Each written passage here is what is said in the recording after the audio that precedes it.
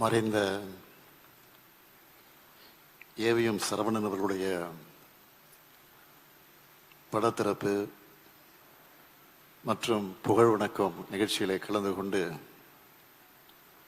புகழஞ்சலி செலுத்தி இருக்கக்கூடிய சூப்பர் ஸ்டார் ரஜினிகாந்த் அவர்களே,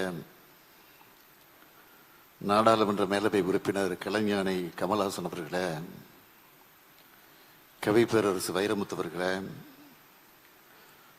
நல்லி குப்புசாமி அவர்களே, இயக்குனர் SP முத்துராமன் அவர்களே, VC குகநாதன் அவர்களே, ஏவிஎம் குடும்பத்தை சார்ந்திருக்கக்கூடிய திரு பாலசுப்ரமணியம் அவர்களே, திரு MS குகன் அவர்களே, திருமதி அருணா குகன் அவர்களே, வருகை தந்திருக்கக்கூடிய மாண்புமிகு அமைச்சர் திரு மா சுப்பிரமணியன் அவர்களே, திரைத்துறையை சார்ந்திருக்கக்கூடிய பிரமுகர்களே, பத்திரிகை மற்றும் ஊடகத்துறையை சார்ந்த நண்பர்களே,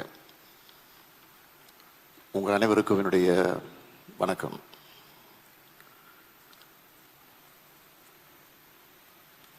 வரலாற்றிலே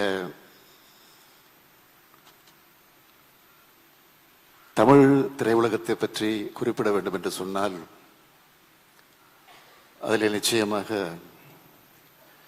ஏவிஎம் நிறுவனத்தை பற்றி குறிப்பிடாமல் இருக்கவே முடியாது.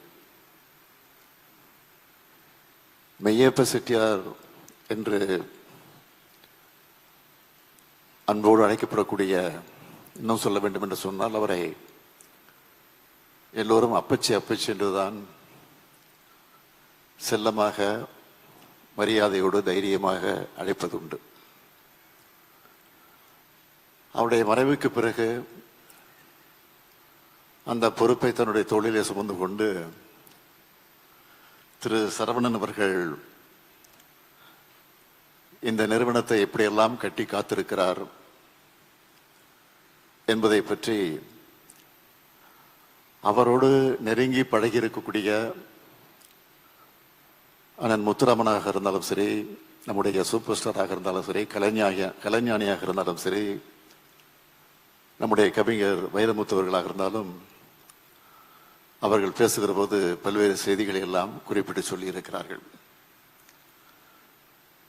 நம்முடைய சரவணன் அவர்கள் மயிலாப்பூரில் இருக்கக்கூடிய PS பள்ளியில படித்துக் கொண்டிருந்த போது, அந்த பள்ளியில பேச்சு போட்டி நடைபெற்ற போது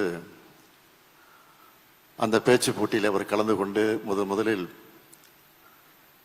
பரிசும் பெற்றிருக்கிறார்.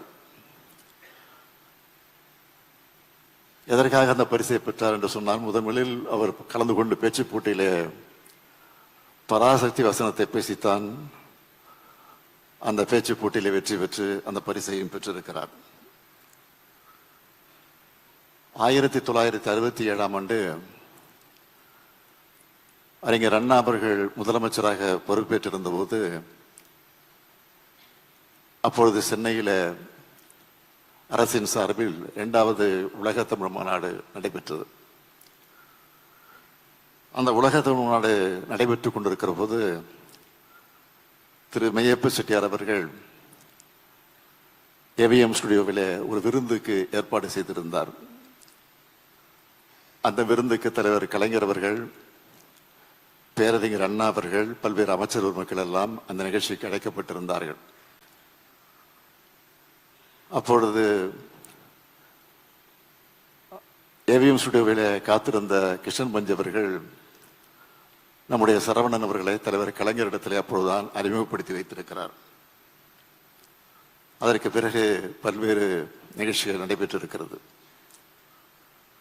1972 ஹலோ மெட்ராஸ் என்கிற மாத இதழை அவர் பொறுப்பேற்று நடத்திய நேரத்தில் அந்த முதல் இதழை தலைவர் கலைஞர் அவர்கள் தான் தொடங்கி வைத்திருக்கிறார்கள். இன்னும் சொல்ல வேண்டும் என்று சொன்னால், 1975ஆம் ஆண்டு ஏவிஎம் ஸ்டுடியோவில் தொழிலாளர்கள் ஸ்ட்ரைக் நடந்திருக்கிறது, வேலை நிறுத்தம் நடந்திருக்கிறது. அந்த வேலை நிறுத்தம் நடைபெற்ற போது தலைவர் கலைஞர் அவர்கள் தான் அதை முழுமையாக ஈடுபட்டு பேச்சுவார்த்தை நடத்தி ஒரு சுமூகமான முடிவை ஏற்படுத்தி தந்திருக்கிறார்கள்.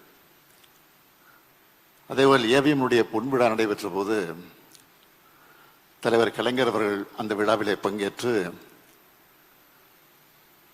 பங்கேற்றது உரையாற்றியது மட்டுமல்ல, 190 கேடயங்கள் மேடைகளில் நின்று கொண்டே அங்க இருக்கக்கூடியவர்களுக்கு அந்த கேடயங்கள் எல்லாம் கலைஞர் அவர்களே தன்னுடைய கரங்களால் வழங்கி இருக்கிறார்கள். ஏவிஎம் செட்டியாருடைய 100ஆண்டு விழா தொடக்கத்தில்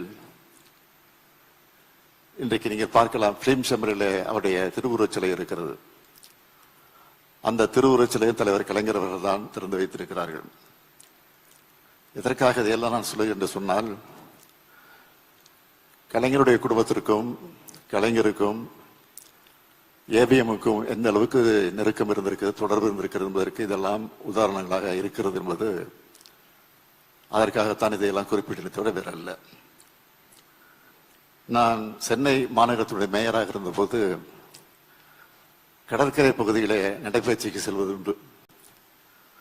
அப்பொழுது நம்முடைய சரவணன் அவர்களும் அவருடைய நண்பர்களோடு அங்கே நடைபயிற்சிக்கு வருவார்கள். நான் அடிக்கடி அவரை சந்தித்து பேசுவது உண்டு. சென்னையெல்லாம் எப்படி இருக்கிறது, எப்படி அதை டெவலப் பண்ணணும் அப்படின்லாம் எனக்கு அறிவுரைகள்லாம் சொல்லி இருக்கிறார். சென்னையில் இருக்கக்கூடிய பாலங்கள், நான் மேயராக பொறுப்பேற்றதை ஒரு 10 பாலங்களை கட்டினேன் என்பது உங்களுக்கெல்லாம் தெரியும், போக்குவரத்து நெரிசலை குறைப்பதற்காக. இந்த பாலங்களுடைய திறப்பு விழா நிகழ்ச்சிக்கு நான் நேரடியாக சென்று அழைப்புகள் கூட தந்ததில்லை, தபாலில் அனுப்பிச்சு வச்சிருக்கோம். ஆனால் அதை பார்த்துட்டு நிகழ்ச்சி தொடங்குவதற்கு 1/2 மணி நேரத்துக்கு முன்பே அந்த நிகழ்ச்சியில முன்வரிசையில் அமர்ந்திருப்பார். நான் ஆச்சரியப்படுவது உண்டு. நான் பல நேரங்கள் மேடைக்கு அழைப்பது உண்டு அவரை. இல்லை நான் இங்கே இருக்கிறேன், சென்னை நகர மக்களுக்கு இது முக்கியம், அதனால தான் நான் இதை முக்கியம் என்று கருதி நிகழ்ச்சிக்கு வந்திருக்கேன் என்று என்னிடத்தில் அடிக்கடி சொல்வார். அது மட்டும் இல்லை, நான் மேயராக பொறுப்பேற்றிருந்த போது மாநகராட்சியில் படித்துக் கொண்டிருக்கக்கூடிய பள்ளி மாணவர்களை எல்லாம் விமானத்தில் திருப்பதி வரை அழைத்து செல்வதற்காக ஒரு ஏற்பாடு செய்யப்பட்டிருந்தது. ஏர் இந்தியா மூலமாக அந்த ஏற்பாடு செய்யப்பட்டிருந்தது. அந்த நிகழ்ச்சிக்கு காரணமே நம்முடைய ஏவிஎம் சரவணன் அவர்கள் தான். அவரும் என்னோடு வந்தார்கள். விமானத்தை போய் கொண்டிருந்த போது நாங்கள் பேசிக் கொண்டிருந்தது இப்போது என்னுடைய நினைவிலே பசுமையாக நினைவில் இருக்கிறது. அப்போதெல்லாம் திருட்டு விசிடி பரவலாக பேசப்பட்டு கொண்டிருந்தது. அதை பற்றி நாங்கள் பேசிக் கொண்டிருந்தோம். அப்போது சொல்வார், அதெல்லாம் சாதாரணமாக போச்சு, அதெல்லாம் கட்டுப்படுத்த முடியாது, நீங்க என்னதான் சட்டங்களை போட்டாலும் அதையெல்லாம் கட்டுப்படுத்த முடியாது, கண்டுக்காம போகணும். முதல்லாம் கூத்து இருந்துச்சு, நாடகம் வந்த பிறகு கூத்து மறந்து போச்சு, சினிமா வந்த பிறகு நாடகம் காணாமல் போச்சு. அது மாதிரி ஒன்று அந்த நேரத்துக்கு வருகிற போது அதற்கு தகுந்த போல் நம்ம மாற்றிக்கொள்ள வேண்டுமே தவிர இதெல்லாம் பெரிய பிரச்சனையாக இருக்கக்கூடாது சாதாரணமாக சொன்னார். நான் அதையெல்லாம் இப்போ நினைச்சு பார்க்கிறேன். ஆக காலத்துக்கேற்ற மாற்றங்களை கொண்டு வர வேண்டும் என்பதில் அவர் ஆர்வம் காட்டினார். அந்த வகையில் எனக்கு அறிவுரைகள் எல்லாம் ஆலோசனைகள் எல்லாம் எடுத்து சொல்லியிருக்கிறார். 2006 அவருடைய அஞ்சல் தலையை தலைவர் கலைஞர் அவர்கள் தான் வெளியிட்டிருக்கிறார்கள். அதே போல 2023ஆம் ஆண்டு இதே ஏவிஎம் ஸ்டுடியோவில் ஹெரிடேஜ் கார் அவருடைய கண்காட்சியை நாங்கள் வைத்திருக்கிறோம், நீங்கள் வர வேண்டும் என்று என்னை கட்டாயப்படுத்தி அழைத்தார்கள். நான் உடனே வந்த நிகழ்ச்சிக்கு நானும் கமல் அவர்கள் தான் வந்தோம். அப்போது ரொம்ப நேரம் அவரோடு நான் பேசிக்கொண்டிருந்ததான் நான் நினைச்சு பார்க்கிறேன். அது மட்டும் இல்லை, 2006ஆம் ஆண்டு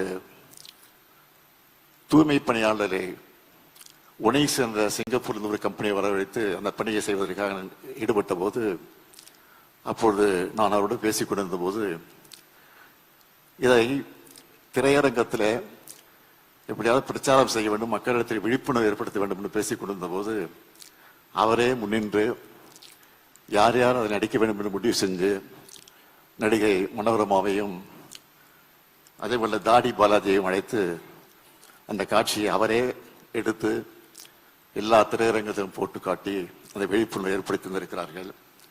மக்கும் குப்பை மக்காத குப்பை என்பதை விழிப்புணர்வோடு மக்களுக்கு எடுத்து சொல்லக்கூடிய அந்த பணியை நிறைவேற்றி தந்ததாக நினைச்சு பார்க்கிறேன். இந்த நேரத்தில் நான் நினைச்சு பார்க்கிறேன், நீங்கள் அந்த புகைப்படத்தை அந்த படத்தை பார்க்கலாம், கை கட்டி நிற்கிற அந்த காட்சி எல்லாரும் கை கட்டுறோம். ஆனா அவர் கைகட்டி நிற்பது தான் இன்றைக்கு ஃபேமஸாக இருந்துட்டு இருக்கு. இன்னைக்கு நினைச்சு பார்க்குறோம். பயத்தின் காரணமாக இல்லை, அன்பின் காரணமாக, பாசத்தின் காரணமாக அதை கைகட்டி பார்ப்பது. இன்னும் சொல்ல வேண்டும் என்று சொன்னால், அவர் கைகட்டுவார்னு சொன்னால் நம்ம எல்லாம் அவர் பாசத்தோடு நம்மை கட்டி போட்டு வைத்திருக்கிறதற்குத்தான் அவர் கைகட்டி இருக்கிறார் என்பது காட்டிக் கொண்டிருக்கிறார். ஆகவே அவருடைய புகழ் வாழ்க வாழ்க வாழ்க என்று சொல்லி முடிக்கிறேன். வணக்கம்.